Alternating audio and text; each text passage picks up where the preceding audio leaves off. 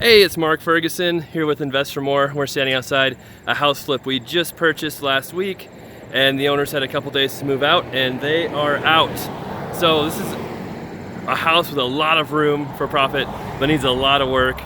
And one annoying thing is, as you can hear, we are on a somewhat busy road. Hopefully everybody stays in their lane and does not run me over.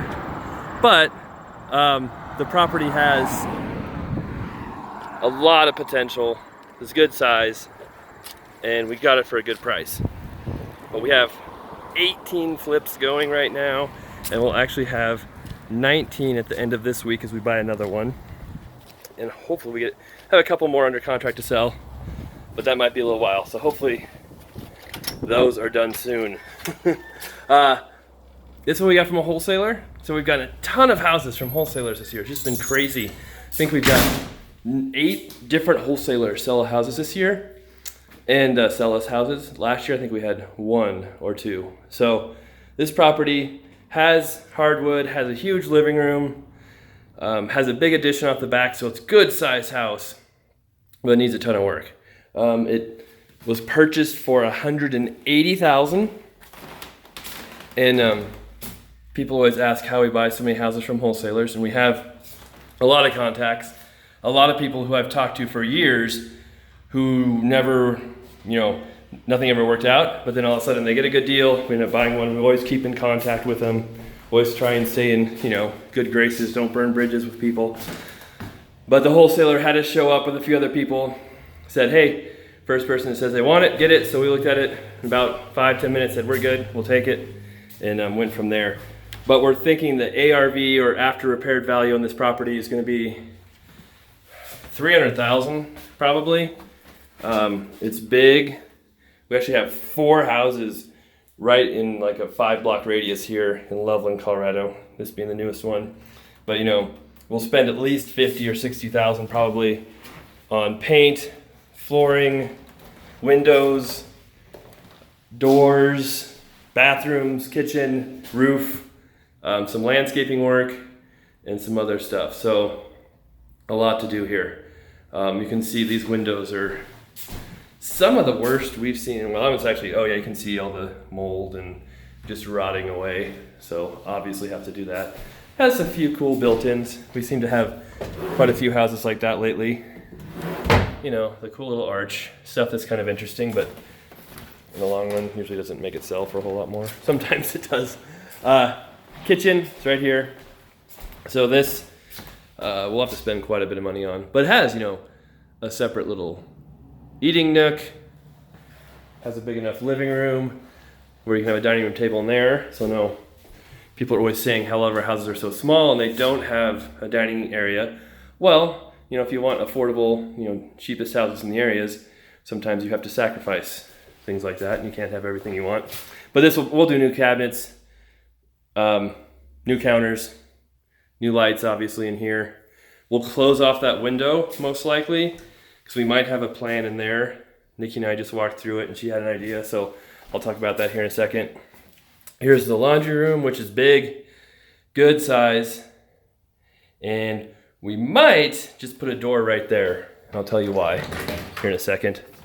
Here's the garage, just a 1-car, but at least has a garage. And this is one of the more concerning things, but it's not super concerning to me.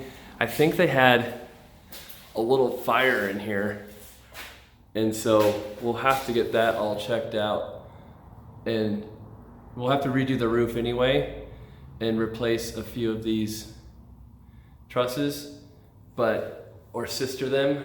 There's only one that looks really bad right there, and it doesn't smell at all like smoke, which is a good sign. So if you have a really bad fire and super severe, it just sticks with the house forever. And it looks like it was a pretty small, confined little area. But again, we'll get that checked out and see how much work we have to do there. All right, so here is kind of the family room addition area.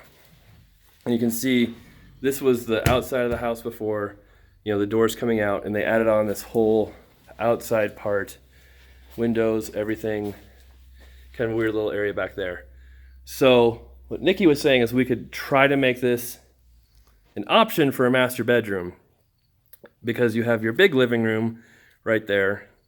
And for a house this size, you usually don't need a second huge living room. But we could do the option, we could put kind of French doors there, either glassed or not glassed, just regular French doors.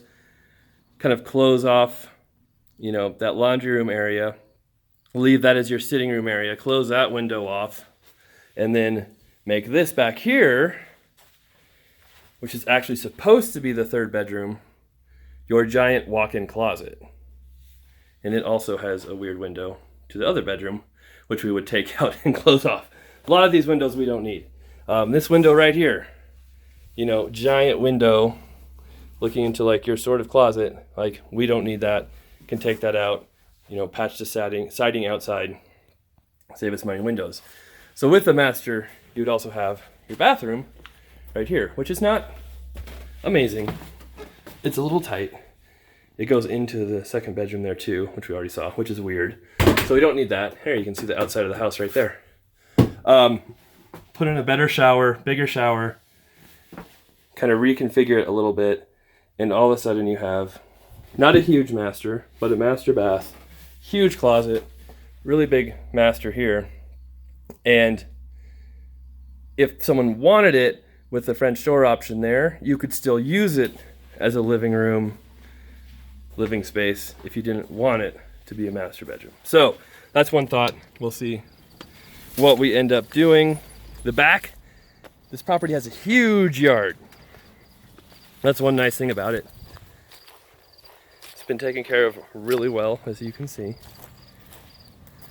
Lots and lots of windows that's that kind of closet window right there that they don't really need. And then you can't see it from here, but the roof is pretty bad.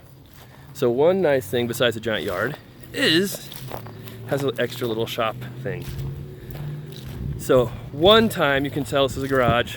The bad thing, those are railroad tracks, and there are trains that go by here, but luckily it's not right next to the house, but it's still gonna be noisy. But you can get a car in between the house and the other house. So if you want to use this as a separate garage, you could. And it's pretty good size. Again, it's not in amazing shape either. It'll need lots of roof work, but it's still standing.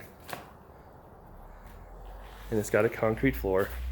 But you could turn this into, I mean, this is a 3-car garage if you wanted to put more garage doors in. And we could take out this little room here, which I don't know if it was a dark room or what, but don't need this. Could take it out, park your cars here, put at least one garage door back in that you used to have right there. And you've got yourself a nice little garage shop space and the bonus of some pretty sweet upper deck baseball cards. I think they may have been weathered a little bit. But I like having these extra little shop spaces. People love these. It's hard to find them, so that's nice. So that's the property. Like I said, we bought it for $180 from a wholesaler. We'll have $50,000 to $60,000 of work into it. Another $20,000 to $25,000 in carrying costs, financing costs, and selling costs. And we'll probably sell it right around $300. I think the wholesaler said he thought the ARV was $310, but I always like to be a little conservative and assume that it might not go for the most possible money. But should have plenty of profit in this one. It will be a big job. So not sure exactly when we'll get to it with as many flips as we have going. And we seem to be losing contractors lately. So if anybody's looking for a job in Northern Colorado who fixes up houses, we can help you out, that's for sure. But yeah, so should be a good one. The other one we're buying later this week is also a very interesting house. It's on a big lot, more expensive property. And I really like that one. It's only like a mile from my house. So we'll show you that one here. Later this week, we might have some more being finished and ready to go as well. So we always appreciate the comments, even if they're negative. That's okay, I can handle it. And the thumbs up and the subscriptions. So keep those coming. We'll have more videos coming, and I'll try to respond to everybody as fast as I can and help you guys out there too. So of course, don't forget to check out our blog, invest4more.com. And I've got 7 books now on real estate investing, being an agent, flipping, rentals, all that good stuff. You can find all of those on Amazon, paperback, Kindle, and audio form. So thanks a lot, guys, and we'll be back for more soon.